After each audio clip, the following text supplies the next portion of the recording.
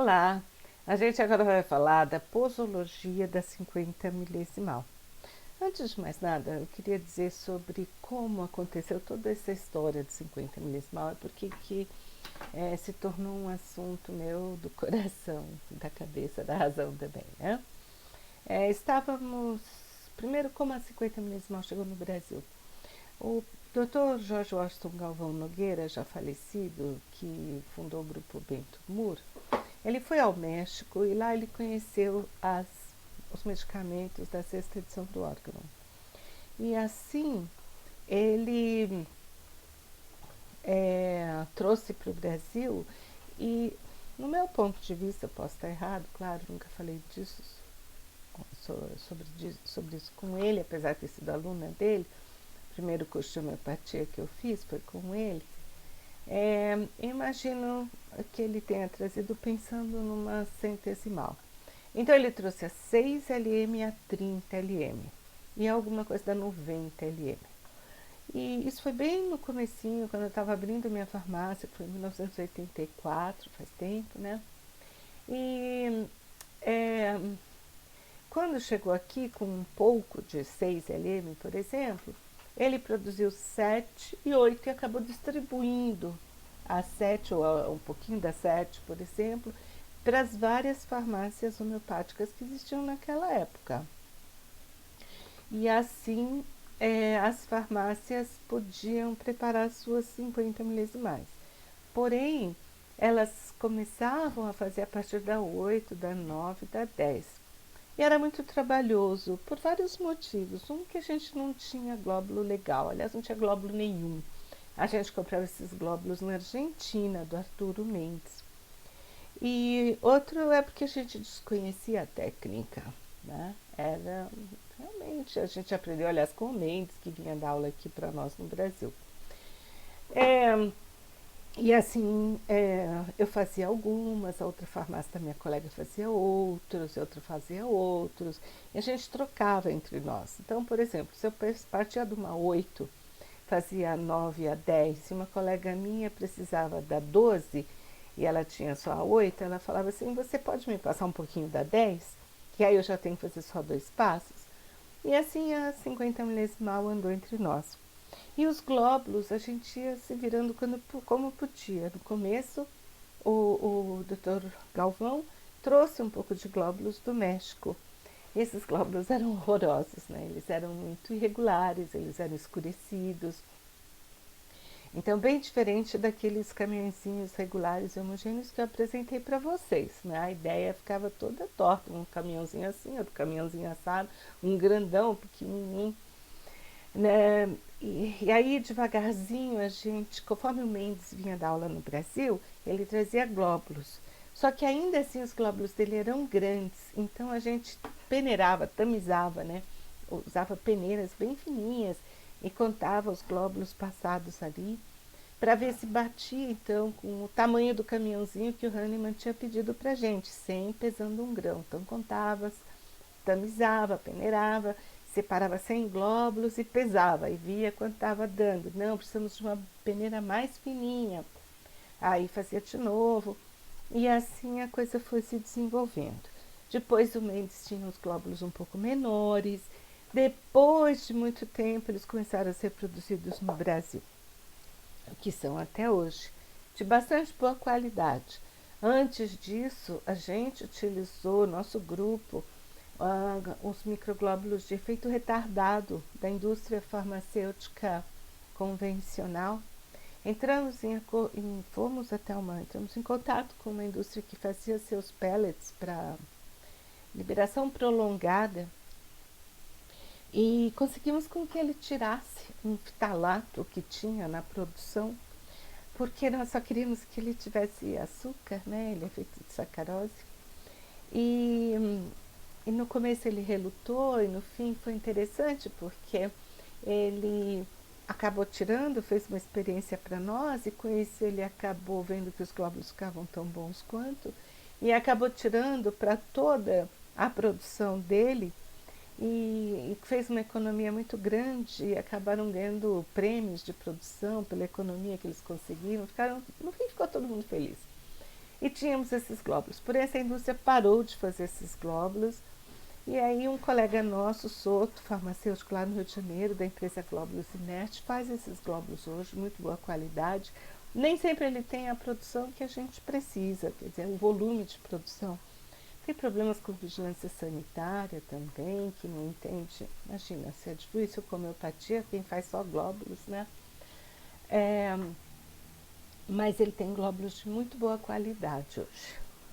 E assim, é, assim, eu comecei a falar como as 50 milisemares chegaram no Brasil. Chegaram através desse médico que trouxe do México, que distribuiu entre as farmácias faziam, trocavam, tinham dificuldade com glóbulos, cada um tinha um tamanho, tudo muito fino.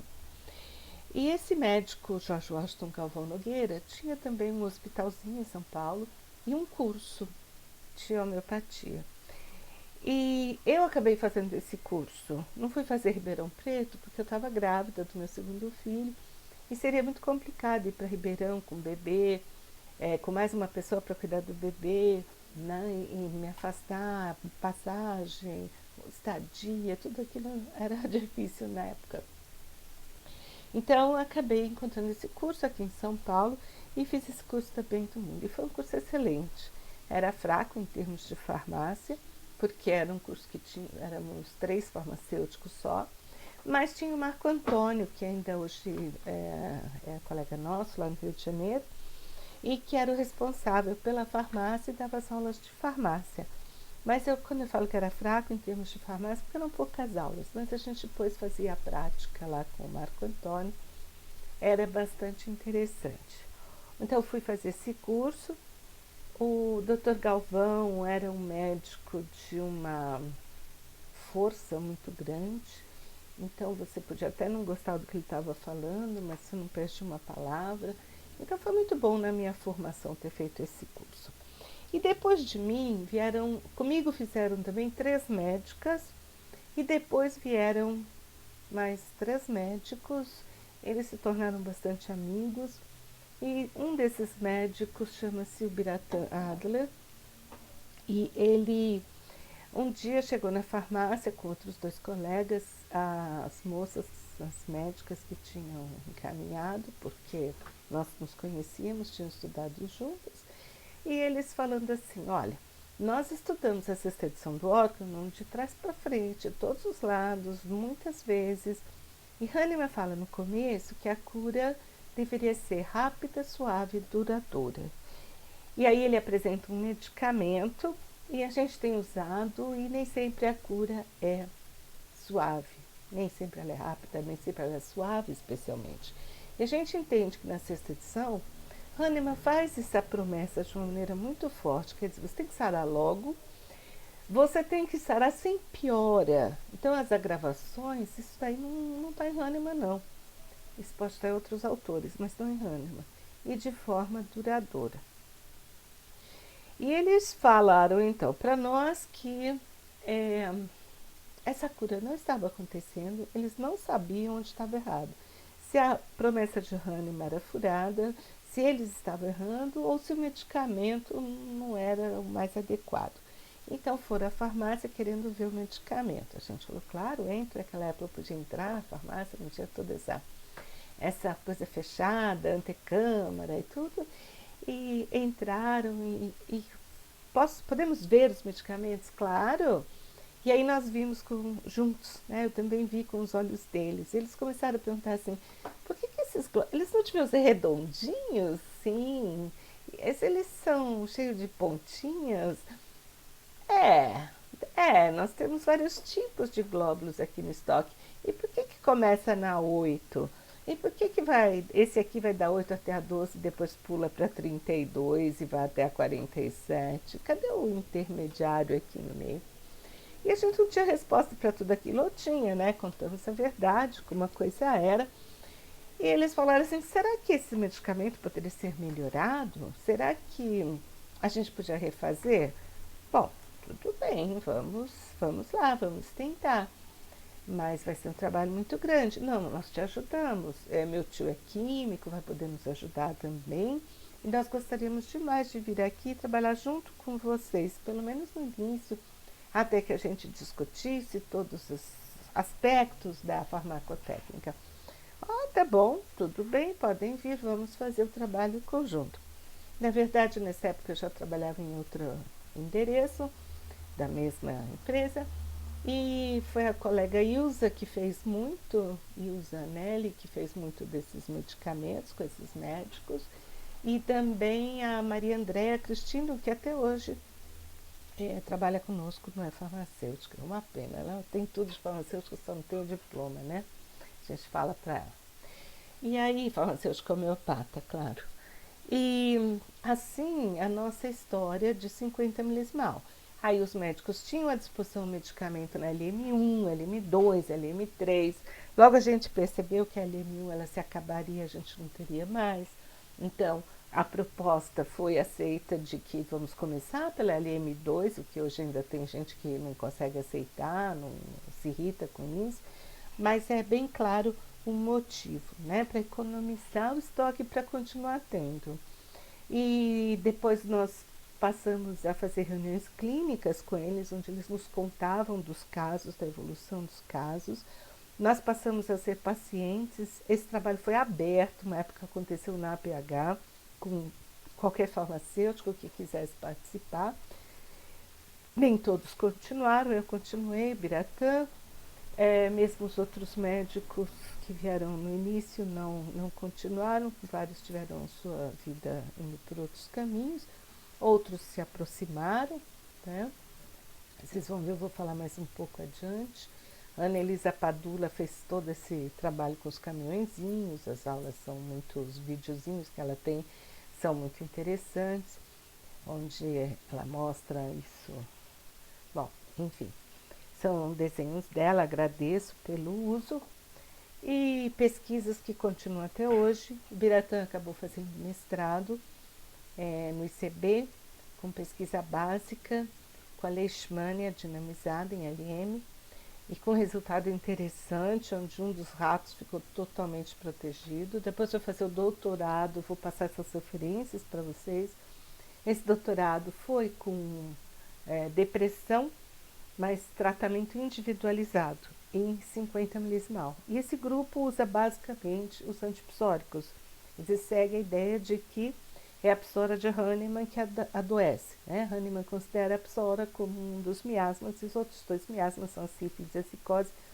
Para Hahnemann, sífilis é a doença sífilis, e psicose é a gonorreia. Então é basicamente o desenvolvimento da psora que faz com que as pessoas adoeçam. E portanto, elas podem ser curadas pelos antipsóricos. Então, a gente passou a usar esses antipsóricos, foram totalmente refeitos, a gente chama de LM padronizadas, porque elas, então, têm toda a origem conhecida. Quem fez, quando fez, a partir de quê, tudo isso a gente tem registrado.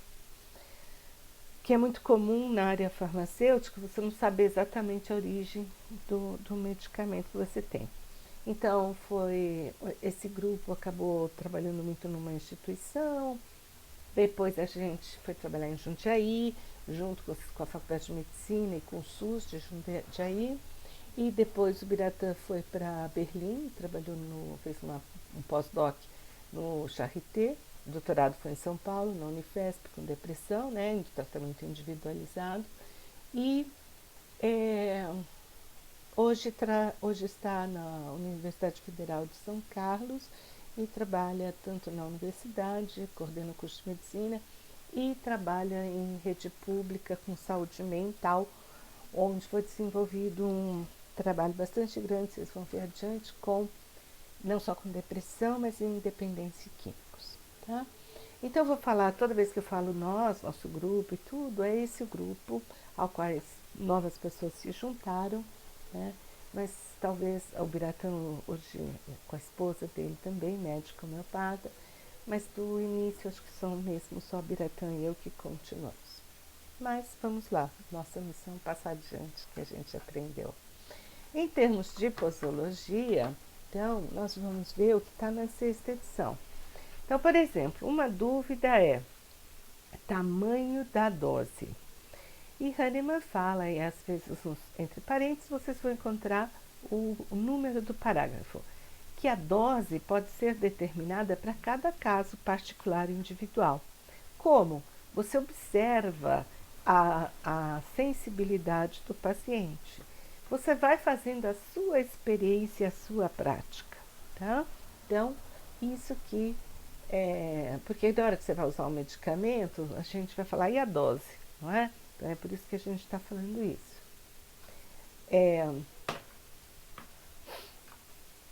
Qual a menor dose?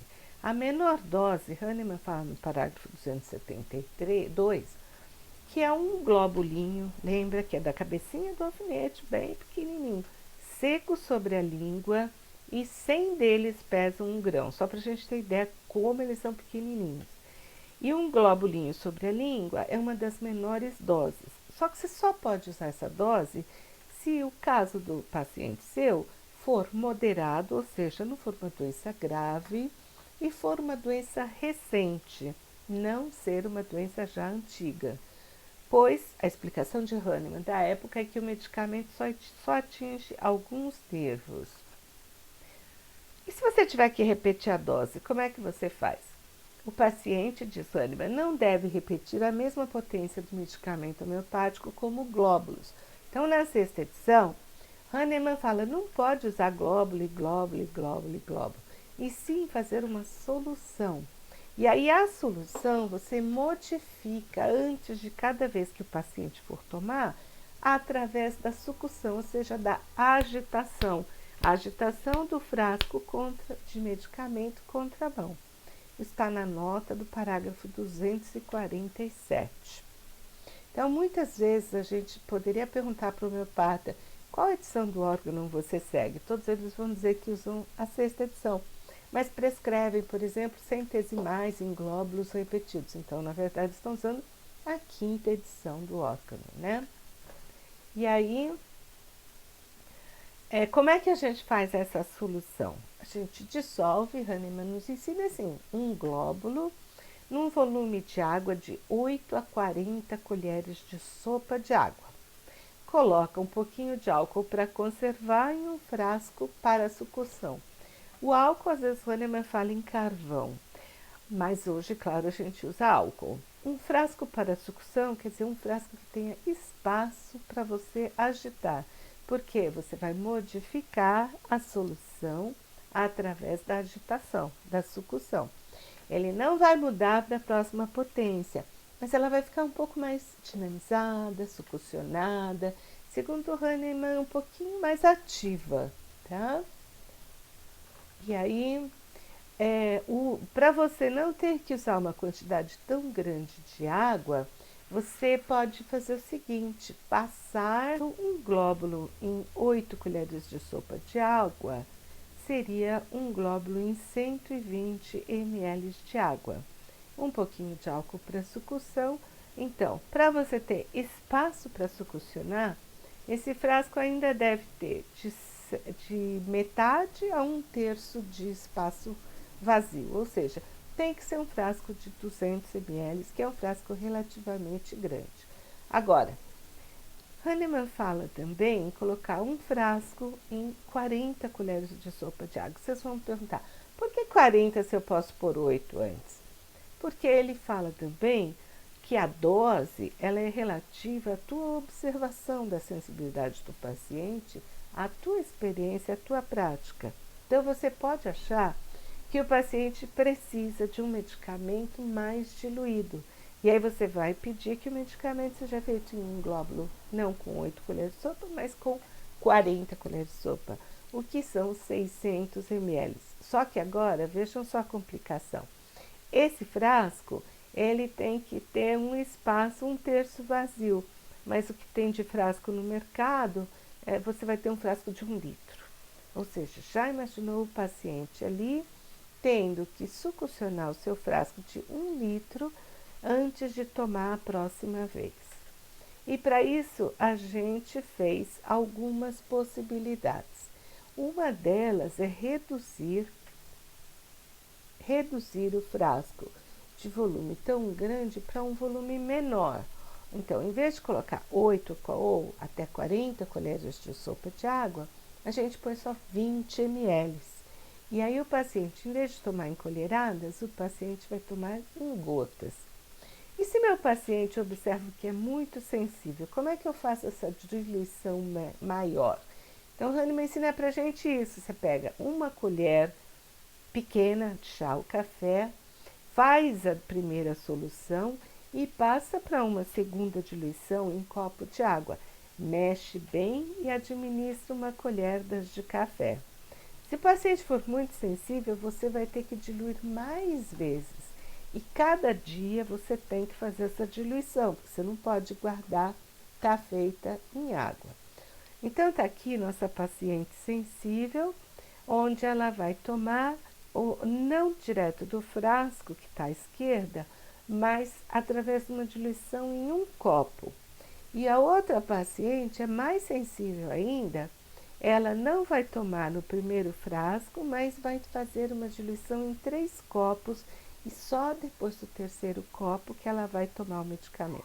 Isso hoje, muitas vezes, é conhecido como método plus, especialmente se for só uma diluição, medicamento administrado em solução, né, em colheradas, mexendo antes de cada vez.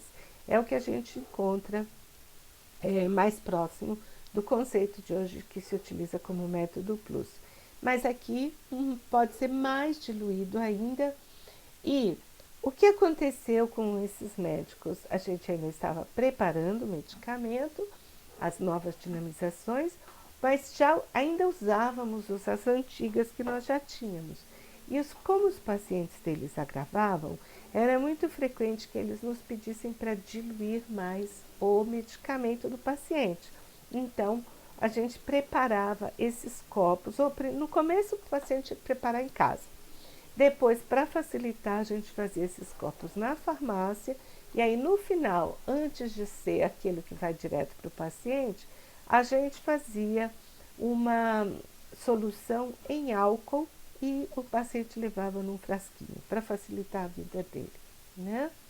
E aí nós fizemos uma publicação a respeito disso, porque ficou sendo uma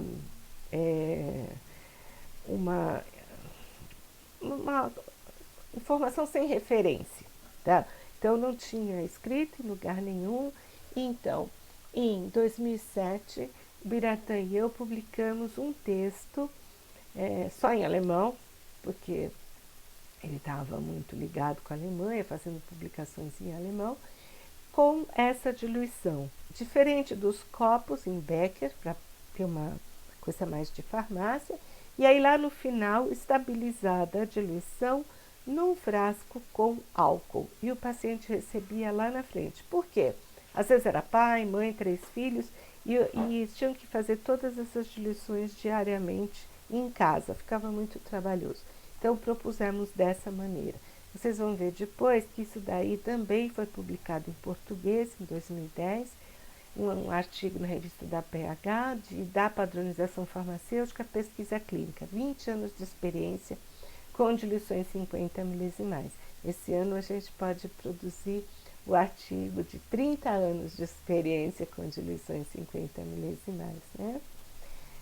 Com alguns ganhos, algumas dificuldades.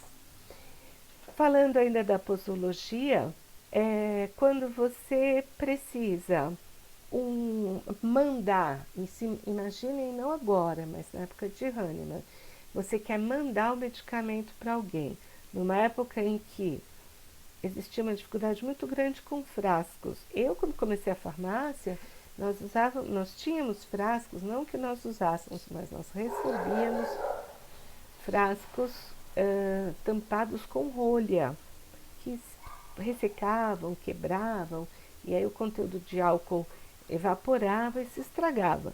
Imagina você mandar para alguém um frasco tampado com rolha, muito complicado, né? E o tomar em gotas, que embora isso a gente tenha considerado depois. Então, o que Hahnemann fazia para transportar o medicamento para o paciente que precisava do medicamento lá longe? Ele pegava um globulinho, ele colocava no meio de um pouco de pó, lactose. e esmagava esse globulinho para ele não se separar. Quando chegava no paciente, esse pozinho, ele era diluído com um pouco de água, talvez um pouco de álcool e um espaço para sucção. Então, é uma posologia que aparece no órgão, mas que a gente não vê muito sentido nos dias de hoje. Talvez com as dificuldades de correio com líquido, por exemplo, transporte de líquido, mas poderia ser usado para mandar para um paciente, é uma possibilidade.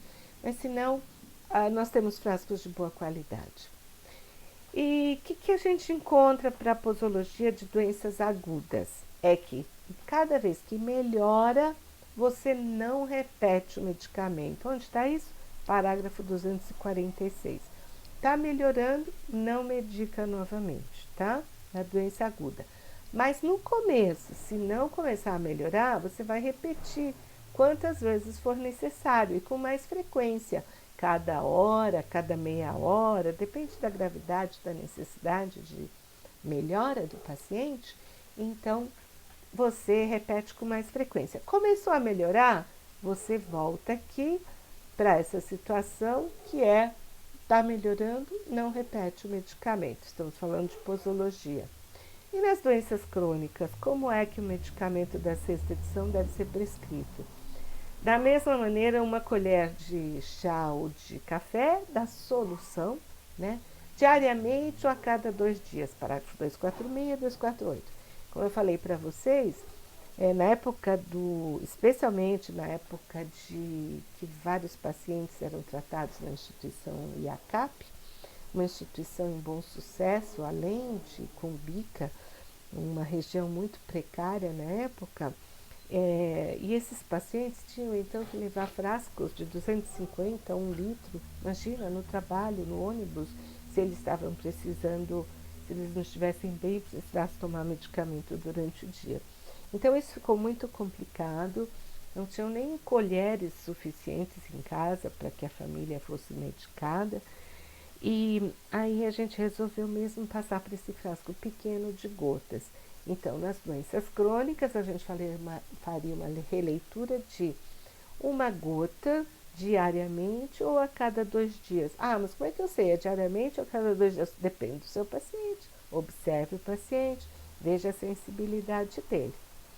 E aqui, novamente, a dose deve ser um pouquinho modificada, um pouquinho mais potencializada ou dinamizada, para que o princípio vital possa ser alterado sem dificuldade e diminua a sensação de natureza, a sensação da doença natural. Então, o que eu estou falando? Lembra, o medicamento homeopático provoca doença. Ele provoca na pessoa saudável mesmo a doença que ele procura curar. Se você der demais do medicamento homeopático, a pessoa vai piorar. Então, você deve dinamizar cada vez que ela toma, e isso é feito como a gente já vai ver, agitando contramão, e diminui a sensação da doença natural através do quê? Da doença artificial, semelhante. Como é que eu dinamizo um pouquinho mais? Eu não diluo e agito, eu só agito. Hahnemann fala 8 a 12 colheres de sopa, 8 a 12 vezes antes de ser administrado. Então a gente fala para o paciente, agite 10 vezes contra a palma da mão o seu medicamento antes de tomar. E aí, chega um dia que o medicamento para de modificar? Sim, aparentemente sim. E o que acontece? Acontece que o paciente fica tomando sempre a mesma potência, não muda mais. E conforme ele vai repetindo, acontece que os sintomas dele param de melhorar e até voltam a piorar. Então o paciente vai e fala assim, ai, mas eu estava tão melhor, eu continuei tomando, e agora eu piorei de novo, meus sonhos voltaram a ficar ruins, meu intestino funcionava melhor, já não está tão bom, né? E aí a gente fala, mude a potência para a próxima, e aí, se o medicamento está correto, a melhora volta a ocorrer. Então, chega um determinado momento que essa solução, aparentemente, para de se modificar. Aí você repete a mesma potência medicinal, e aí a sua energia vital para de evoluir, para de melhorar. Isso tudo eu estou falando aqui, mas são maneiras de falar o que Hahnemann escreve no órgão, né? Tratamento de doenças agudas ou crônicas deve ser começado com os menores graus de potência. Tinha uma tradução em português do órgão, sexta edição, que falava para começar com os maiores graus de potência. Então vocês imaginam como é que é o maior? Qual é o maior? Né? Então eu vou começar, sei lá, do 30, do 60, do 90 e vou abaixando, vai dar tudo errado. Então a gente tinha até um problema desses. Uma tradução errada, totalmente errada, o oposto. E aí, essa 50 milismol é maluca, não dá certo, é um delírio, não dá para fazer, é impossível de fazer. E felizmente nesses 30 anos a gente pôde mostrar que dá para fazer, né? E tem muito trabalho clínico, pesquisa clínica, pesquisa básica, mostrando que sim, os resultados são muito interessantes. E outra coisa interessante, Hahnemann fala na nota do parágrafo 246 e 270, ele dá o nome de novo e melhor método de dinamização. Ele não chama de LM, ele não chama de 50 milesimal. LM e 50 milesimal são nomes que nós demos.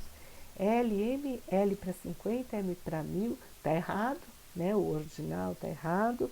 Talvez o correto seria quinquagente milesimal, ou potências Q, como são chamadas muitas vezes na Europa especialmente.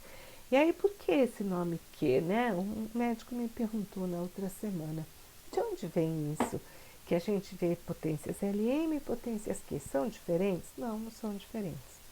A gente é o povo do jeitinho, é conhecido assim, e o alemão é conhecido como o povo mais rígido, né? De pensamento, menos flexibilidade. Eu posso falar porque eu sou descendente, então eu sei, os cabeçudos, inclusive Hahnemann, né? E aí, da farmacopeia homeopática alemã, foi colocado um medicamento preparado com erro. O glóbulo que está descrito lá é muito grande. Além disso, não aceita a trituração de substância fresca, mas o glóbulo está muito grande. Se o glóbulo, o caminhãozinho é grande demais, a quantidade que vai de solução é maior, ou seja, a diluição é menor. E aí começa, não tem os mesmos resultados. Só que, então corrige. Mas eles estão demorando para corrigir essa farmacopeia. Demora tanto, e se eu faço segunda farmacopeia alemã, e se eu estou na Alemanha eu tenho que fazer segunda farmacopeia alemã, eu tenho que fazer a LM errada. Então eu vou inventar uma outra coisa. Então eu descrevo como potências Q, determino o que eu estou fazendo de acordo com Hahnemann e dou um outro nome. Tá? Então potências Q é isso que eu estou apresentando para vocês. Potências Q feitas segundo Hahnemann. Quinquagente milesimal. E ele chamando de novo o melhor método de dinamização. E nas doenças crônicas, eu posso dar o mesmo medicamento diariamente, se for o caso, ou dia sim, dia não, uma vez, 2 vezes por semana, por meses a fio, de acordo com a necessidade do paciente. Começo pelas potências mais baixas e passo para as seguintes. Pulando? Não tem muito porquê. Então, esse grupo de médicos pôde fazer a experiência de não pular. Começar na LM2, passar para 3, passar para 4. Quanto e quanto tempo? De 14, 7, 14 ou mais dias. Depende da sensibilidade. Se o paciente toma mais medicamento diariamente, vai trocar antes. Se ele tomar menos quantidade de medicamento, talvez uma vez por mês. E aí tem uma coisa que muita gente reclama. Quando o homeopata me manda trocar para a próxima potência, ainda tem tanto no frasco, eu quero que você faça um frasco menor para mim. Não adianta, porque é a diluição de um glóbulo num volume de 20 ml. Se eu diluir um glóbulo num volume de 5 ml, como é que eu vou tomar 1/4 de gotas? Não consigo, né? Mas eu não posso continuar tomando do mesmo? Não pode, porque os seus sintomas param de melhorar, param de evoluir. Então você tem que tomar a próxima potência. Eu posso guardar para os meus filhos, por exemplo, se eles também estão fazendo tratamento, vai que eles recebem a prescrição para tomar? Não, Não pode. Eu posso devolver para o serviço para que outros pacientes usem? Não, não pode. Por quê? Porque se aquela solução foi agitada no número de vezes tal que ela parou de se modificar e você passa para outra pessoa, a pessoa não vai ter essa modificação que vai provocar uma melhor modificação na energia vital dela. Então, é assim, né? O medicamento é feito, você faz a diluição do glóbulo e você usa uma certa quantidade e depois não usa mais, tá? Mesmo se a gente usasse um frasco menor, o custo dele não ia ser significativamente mais baixo. Outra coisa que Hahnemann fala é que quanto menor a dose do medicamento homeopático no tratamento de doenças agudas, menor e mais curto é o aumento aparente da doença nas primeiras horas, que é o que a gente chama de agravação. Se você dá uma dose menor, agrava menos. Se você dá uma dose maior, a chance é de agravar mais. E o que é dose para Hahnemann? Dose para Hahnemann é quantidade de dinamização. O que é quantidade de dinamização? Gotas. Em vez de tomar uma gota, você toma 10 gotas, 20 gotas. Em vez de tomar uma vez por dia, você toma várias vezes ao dia. Tá? Então, isso é bem claro para Hahnemann, que você piora, e Hahnemann não acha isso nada interessante. Ele acha que a cura, ela tem que vir sem sofrimento, a cura é a melhora dos sintomas, e não que você tem que piorar para só depois merecer a cura, como outros homeopatas acham. Você encontra também no órgano, é sinal de dose excessiva se durante o tratamento, principalmente de doenças crônicas, a primeira dose levar ao aumento de sintomas mórbidos primitivos originalmente observados, assim como cada dose seguinte. Ou seja, ele está dizendo que tanto nas doenças agudas como nas doenças crônicas, se você der dose demais, a pessoa piora. A pessoa piora dos sintomas que ela já tem, tá? Então,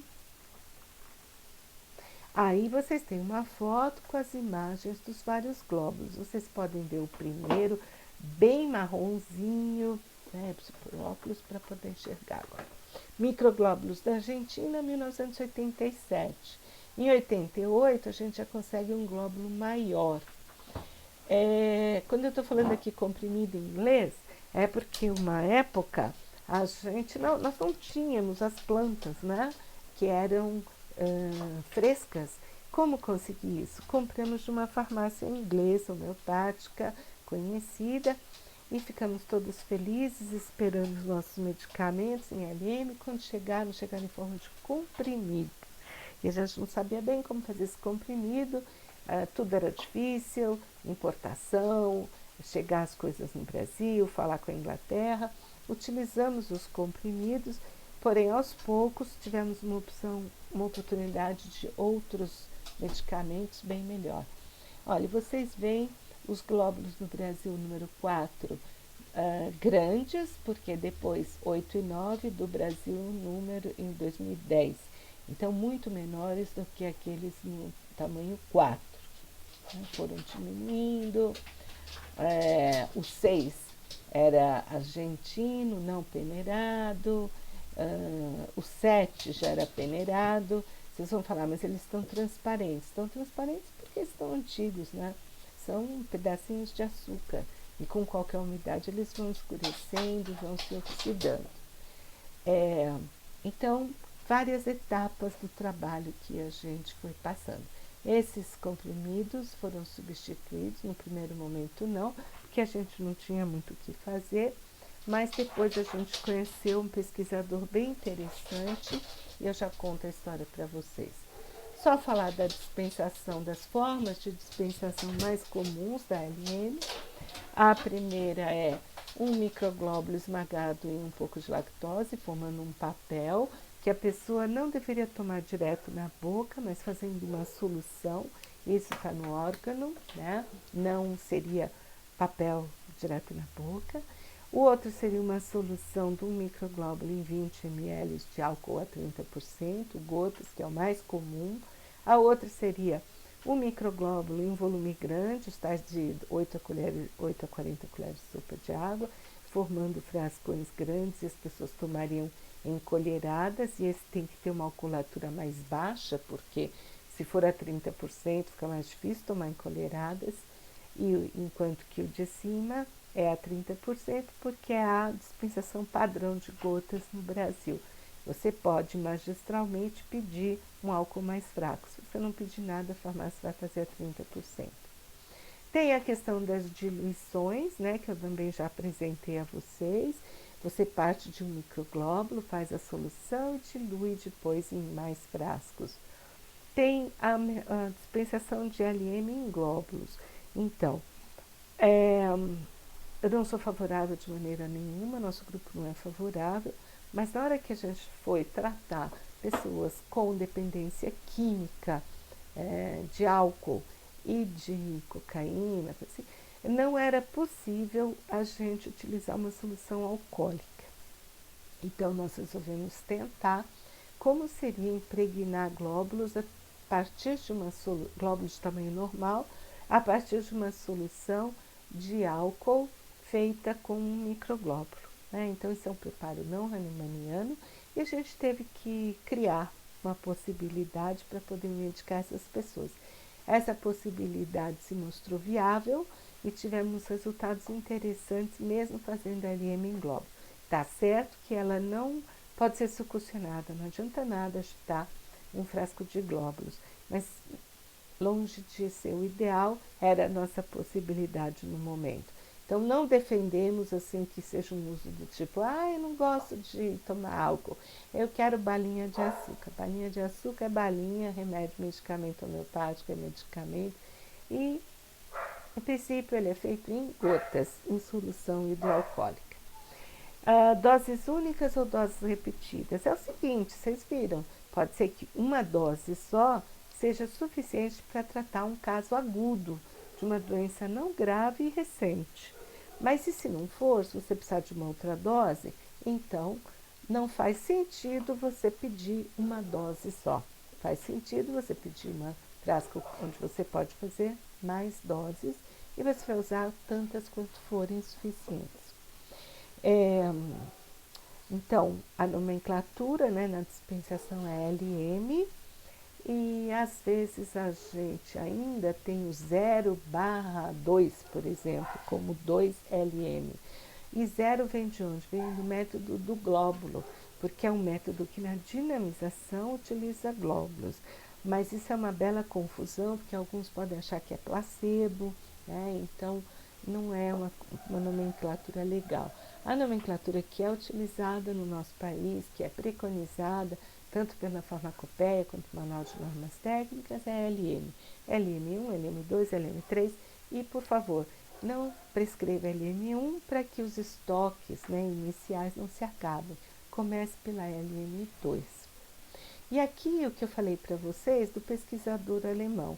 Então, na direita é Peter Bartel, existem alguns artigos que foram traduzidos e publicados na revista da PH. É uma pessoa que tinha uma filha que não sarava de alguma coisa, não era grave, sei lá, uma tosse que nunca sarava. E um dia falaram, tenta homeopatia, leva no homeopata. E ele achou que o homeopata ia dar um remédio líquido e verde de planta para a menina. E deu bolinha branca de açúcar. E ele ficou muito curioso, especialmente porque a menina melhorou rapidamente. E aí ele começou a querer ter interesse em saber o que é isso, o que era aquilo. Ele era leigo, não era da área da saúde, mas especialmente era um piloto internacional da Lufthansa.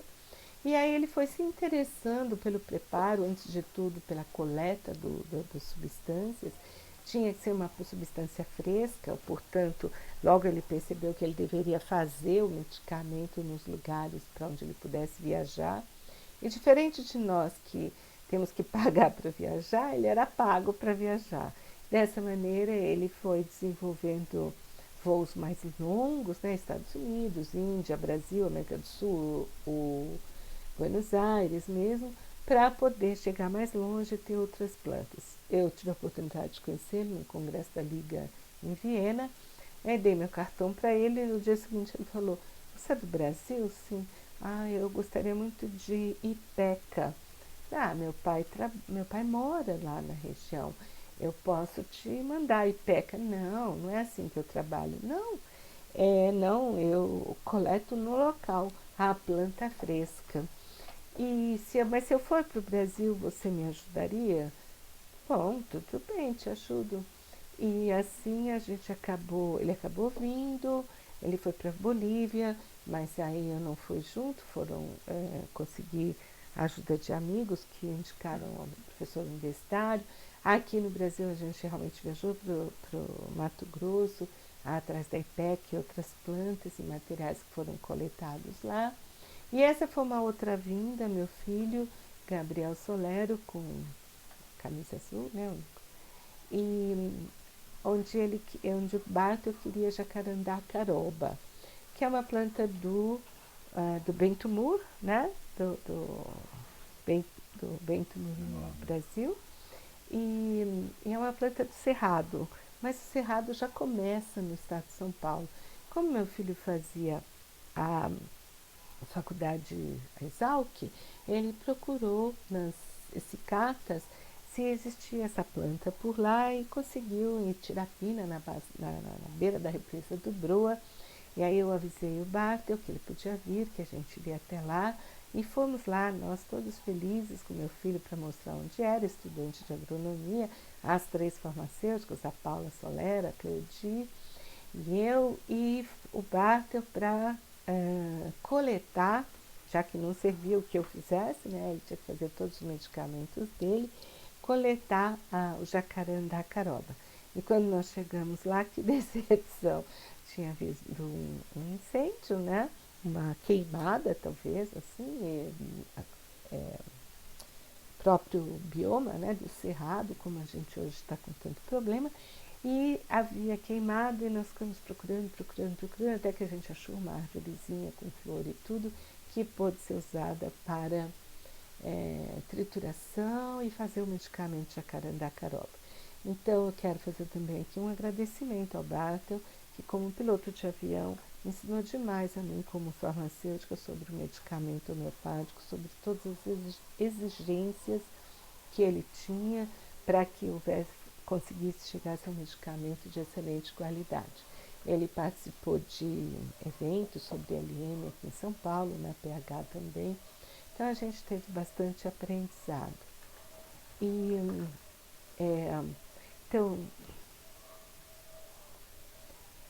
a, o que foi feito interessante foi a proposta, algumas coisas a gente acabou provocando, e aí acabamos publicando também um artigo na própria revista de homeopatia da PH, com uma proposta de padronização farmacotécnica para dispensação não farmacopeica, porque não está na farmacopeia essa proposta de medicamentos homeopáticos em potência 50 milismais, diluídas em complexos e em glóbulos.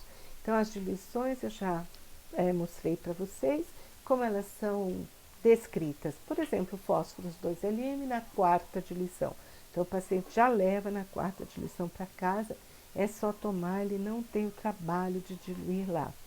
Também colocamos nesse artigo, cuja referência está abaixo, fiz com a Silvia Augusto, com a Paula Azevedo, Paula Solero e a Virgínia, os complexos em LM. Por que complexo em LM? Porque uma médica, a doutora Isabel Horta, ela começou a trabalhar com organoterápicos e fazendo algumas composições, por exemplo, cérebro total, onde ela queria 5, 6 diferentes medicamentos numa formulação complexa. Mas só que aí ela resolveu que talvez tivesse um efeito interessante em LM. Então nos pediu que fizesse também esses organoterápicos em LM. E aí que misturasse, por exemplo, num cérebro total ou numa composição determinada que ela queria para cada paciente. Então nós tivemos que criar como isso seria feito na farmácia. Também a LM em glóbulos, que eu falei para vocês por causa dos dependentes químicos, né? Então, isso que a gente publicou em 2014, no último exemplar, na quinta edição do Manual de Normas Técnicas da BFH, foi incorporado mais ou menos da maneira que era a nossa proposta, mas está lá. E hoje, então, como o Manual de Normas Técnicas faz parte de referência oficial também, além da farmacopeia, então complementa a farmacopeia em dispensações que são não hahnemannianas, né? Ou são hahnemannianas sim, mas complexo e glóbulo não.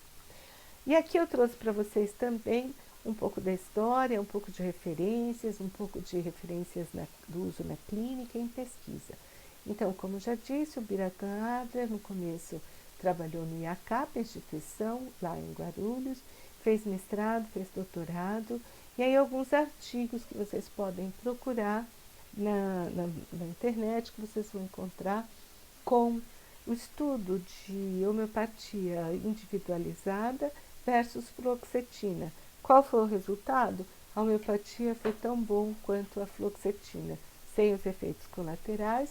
E aqueles pacientes que, além de depressão, tinham outros sintomas, uma vez que a homeopatia era individualizada, eles também se viam tratados, melhorados desses outros sintomas.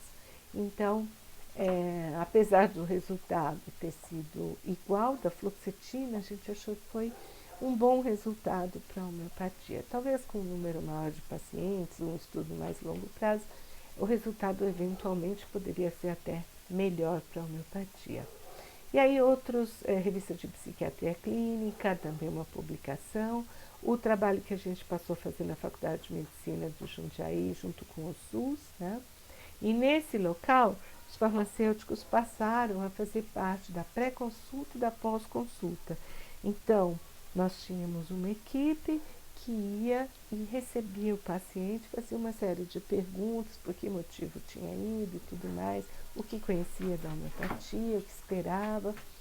E depois o paciente ia para a consulta e depois ele, então, passava na pós-consulta conosco e nós preparávamos o medicamento e fazíamos todas as recomendações de como tomar e os cuidados com o medicamento.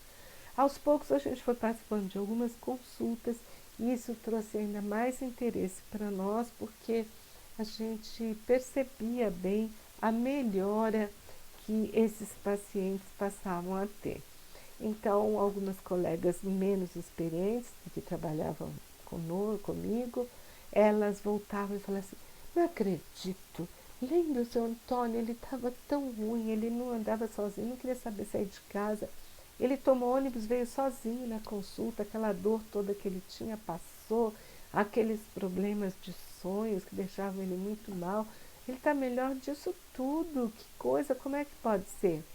E o farmacêutico tem um lado de saber como o medicamento é preparado, ou seja, aquele mínimo glóbulo, né, que é diluído e que é succionado e vai para outros glóbulos, ou seja, eu costumo dizer que a homeopatia, assim, o telhado de vidro da homeopatia é na farmácia, quando a pessoa quer saber como o medicamento é feito no preparo do medicamento, porque daí ela tem que ter uma experiência muito boa com a homeopatia para continuar aceitando que, puxa, vamos em frente, porque eu não sei como funciona, mas eu sei que funciona. E então, assim, os farmacêuticos tiveram uma oportunidade muito boa de se aproximar ainda mais desse medicamento, dos efeitos clínicos. E isso é muito interessante, eu prezo muito, porque é através não só do conhecimento de laboratório, de como é feito o medicamento, mas com esse trabalho externo, desde como é a planta, é uma planta, é um animal, onde que ela vive, vai lá coletar, vê as dificuldades, vê o cheiro, vê como ela é, e depois com o uso disso e com a melhora dos pacientes, né? Na farmácia, às vezes está no balcão, você pode até perguntar, e aí, está melhor? Mas você não tem, assim, exatamente o direito de fazer perguntas profundas, insistentes para o paciente. Isso a gente fazia, porque a gente fazia na pré-consulta lá em Jundiaí. Na segunda consulta, nos retornos, a gente falava, e aí, melhorou? E tal coisa, como é que tá? E aí isso nos mostrava que é muito mais do que diluir, chacoalhar vidrinhos, né? É realmente a possibilidade terapêutica única que a homeopatia oferece. Então, e aí foram sendo tratados pessoas com caso agudo, com caso crônico, mais caso crônico, mas também víamos casos agudos, adultos, crianças, idosos. E um dia chegou uma médica aqui em São Paulo, pneumologista infantil, estava atendendo no serviço público e na sala um grande barulho, gritaria. E ela saiu para ver o que acontecia e tinha um garoto de uns 15 anos de idade causando grande rebuliço na sala. E ela falou com a mãe: o que está acontecendo? Por que seu filho não faz, fica quieto? Doutora, meu filho, além de ter uma bronquite muito forte, ele é autista.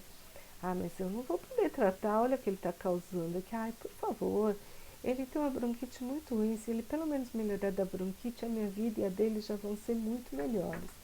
Aí a médica resolve fazer com que a mãe, pedir que a mãe voltasse numa consulta mais à frente.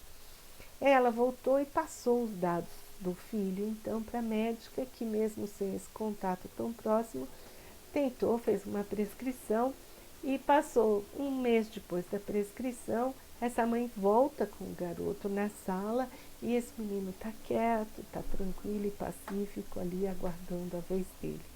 E aí ela percebe que a criança não melhorou só da bronquite, ela tinha conseguido também atingir parte do comportamento da síndrome autista, né? A agressividade, a inquietação do garoto, que realmente se transformou num menino que eu tive a oportunidade de conhecer depois, já quase adulto hoje, muito mais tranquilo e mais fácil para todos. Assim também tem um ramo de autistas, né, sendo tratados com esse grupo da 50 milesimal, especialmente pela doutora Lívia Rota, doutora Ana Elisa Padula. E também participamos de um projeto com tratamento de 15 pessoas dependentes de alcoolismo, isso aconteceu na Unifesp, onde o Biratã e a esposa dele faziam atendimento, a Ana Elisa Padula e eu fazíamos a pré e a pós-consulta, e aprendemos muito a lidar com pessoas, aos motivos pelos quais as pessoas bebiam. E algumas dessas pessoas zeraram o ato de beber e outras não fez nada, o que mostrou pra gente que provavelmente é um comportamento multifatorial, e alguns a gente conseguiu atingir talvez com mais tempo, mas algum resultado tivemos. Depois disso, Biratã foi trabalhar na Cracolândia, em São Paulo, com dependentes de drogas mais pesadas, um ambiente mais difícil. Esse nós não participamos. E isso foi também levado para a Universidade Federal de São Carlos e o CAPES de São Carlos. E os medicamentos utilizados foram especialmente o ópio, para atuar no centro do prazer, o motivo pelo qual algumas pessoas utilizam essas substâncias, e também a hidroxiloncoco ou a cocaína dimerizada, o que nos leva a uma dificuldade de como preparar legalmente esses medicamentos, né? E nós temos um projeto disso, já foi levado inclusive à Anvisa, para poder, mas infelizmente não teve uma solução, para poder ter uma solução legal dessa situação com medicamentos extremamente diluídos, mas preparados com substâncias controladas. Aí a gente tem trabalhado também, ele tem trabalhado em especial com a fissura, né? E assim a gente levou esse trabalho junto com o Ministério da Saúde, o Ministério da Justiça, Conselho Federal de Farmácia, Prefeitura da cidade de Itajaí, em Santa Catarina, Secretaria de Saúde de Itajaí, medicamentos para tratar a fissura de dependentes químicos. E esse trabalho tem sido feito em São Carlos com resultados que podem ser positivos, especialmente se o paciente quer deixar a dependência e quer ser ajudado nisso. A fissura parece diminuir bastante em vários pacientes. sem efeitos colaterais importantes, com medicamento barato. Então, isso foi levado para Itajaí, porém fomos atropelados pela pandemia. E existe um trabalho que foi feito, apresentado à BFH, pela Bolsa de Pesquisa, né, que houve 2 versões já, e aí foi estudada a homeopatia versus não mais a fluoxetina, mas a sertralina. E foi declarado que essas matrizes, eu quero dizer, as primeiras triturações, coisas assim, desses medicamentos, elas tinham mais de 10 anos de idade. E por que isso? Por causa da questão de prazo de validade do medicamento homeopático, que é outra frente minha vou dizer de luta, mas é outra frente que eu procuro sempre levantar, que o medicamento homeopático extremamente diluído, ele não pode ser considerado, não aquele que vai para o paciente, aquele que fica no laboratório, em condições inclusive controladas, ele não pode ser considerado alguma coisa que vai perder a validade de um dia para o outro, quando ele faz 5 anos e você tem que jogar tudo fora. Então, esta informação, ela foi adicionada no texto exatamente para mostrar que ele pode continuar ativo sim, tá? E aí, mais alguns artigos aqui, então da doutora Lívia Rota, com a asma perene em adolescentes, o Biratã com anticocaína, Jornal de Medicina, Journal of Integrative Medicine, uma revista sediada na China, onde também pessoas interessantes fazem parte, e ainda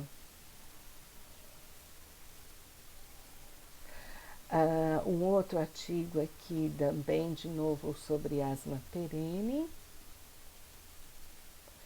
E agora, no Covid, então foi feito um projeto aprovado por comissão de ética para o uso clínico de natro muriático no tratamento de Covid. O natro muriático é um medicamento que cobre, inclusive, a perda de olfato e de sensação de sabor, tá? Então, é um medicamento que também pode ser usado em Covid. É uma pesquisa ainda em andamento. Aqui é sobre a questão de data de preparo das matrizes, então, como foi citado nesse artigo, para mostrar que elas eram, as matrizes desse medicamento datam dos anos 2001 e 2002, e isso mostrando que o medicamento feito a partir delas continua ativo se o resultado é positivo da pesquisa. Todas essas pesquisas são feitas, as pesquisas clínicas em duplo cego, randomizadas, com todos os critérios de metodologia para pesquisa clínica. Aqui eu vou falar rapidamente sobre escala e método SD, porque ele tem relação com a 50 milesimal. Ele foi proposto por Javier Gamarra Pai, né, que é o criador, também foi o criador da Fundação de Estudos Médicos Homeopáticos de Curitiba. E é considerado um método magistral, não oficial, método não farmacopeico, não está na farmacopeia, mas agora está inserido no Manual de Normas Técnicas na última edição. É uma nova proposta de dinamização com o objetivo de ter respostas terapêuticas satisfatórias em casos clínicos de difícil solução. Vocês podem encontrar, em termos de publicação, também no livro Fundamentos da Homeopatia, Princípios da Prática Homeopática, está aí no rodapé, do Aldo Farias Dias, tá bom? Então, aqui alguma coisa sobre o preparo da SD, o ponto de partida diferente da LM, que é a substância fresca, aqui é a 4CH. E aí você não faz trituração, a menos que obrigatoriamente a substância seja insolúvel e tenha que ser triturada, e usa uma parte com 99 partes, então você vai trabalhar sempre líquido, não trabalha mais com o glóbulo, como a gente usa na LM.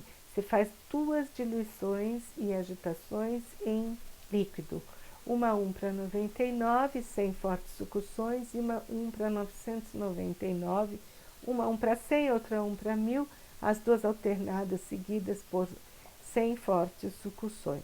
A partir daí você faz a 2, a 3 e continua assim, tá? Então, o que tem de parecido? A ideia de que você vai ter menor agravação e um medicamento mais diluído e, porém, eficaz. O que tem de diferente? Ele não passa por nenhuma trituração, a menos que seja essencial para o início da substância, e você não usa os microglóbulos. Você faz diluições 1 para 100, 1 para 1000, sempre líquida, e as sucussões. Então tá aí, não requer triturações, economiza tempo nisso, maior facilidade da obtenção das substâncias de origem, porque se já parte de uma 4CH, não requer os microglóbulos, e a cada passo você diluiria 1 para 100 mil, tá? Então, quando eu coloco aí se é necessário ou não, foi uma outra maneira, um outro caminho encontrado pelo Dr. Gamarra para buscar um medicamento que fosse mais diluído, mais agitado também, mas mais diluído, tentando tratar doenças crônicas e doenças sem agravações. E segundo ele, o grupo da fundação, com bons resultados. Nós fizemos um outro caminho, que foi o caminho de rever o que Hahnemann tinha proposto. E a cada passo, discutir, ver onde que podia ter um erro, o que podia ser feito, como podia ser melhorado. Tá? Então, são dois caminhos e com frequência as pessoas me perguntam também sobre a ASD. E aí, eu acho que a gente chega ao fim desse assunto. Pode ser que uma outra questão tenha sobrado. Como isso vai para o YouTube, eu agradeço a participação de vocês, agradeço a paciência de ter escutado. Peço que, se vocês tiverem questões, coloquem no próprio YouTube, porque aí podem ser aproveitadas por outras pessoas, né? Aí está o meu e-mail pessoal, caso quiser escrever, mas o ideal seria colocar mesmo alguma questão, comentário no YouTube, de maneira que outros possam aproveitar o que você está ali, o que a gente vai continuar discutindo, né? Eu acho que a 50 milesimal, para mim, é uma missão pessoal, eu considero assim, porque foi o que realmente me deu um lastro muito grande na homeopatia. Eu agradeço muito ao Biratan Adler pela... Eu falo que ele me ensinou a ser mais detalhista, né? A olhar mais profundamente. Talvez eu tenha ensinado ele a ser mais amplo também, trabalhar com um pouco mais de amplitude, mais divulgação do trabalho dele. Mas sempre foi uma pessoa que exigiu muito da gente, exigiu assim, refazer as 50 milesimais, e eu sou muito grata a ele por toda essa exigência que fez com que a gente realmente caminhasse e inclusive pudesse enfrentar outros trabalhos que vieram posteriormente, dos quais também pretendo abordar, como os organoterápicos, como os isoterápicos, tá? E é isso. Então, agradeço a Hahnemann, todo esse legado que ele nos trouxe, e conto com vocês. Se gostaram, se inscrevam no nosso canal de YouTube, deem o seu positivo, gostei, né? Tudo isso vai ajudando a gente a poder divulgar mais, tá bom? Quiserem sugerir outros temas também, pode ser. Um abraço a todos, até!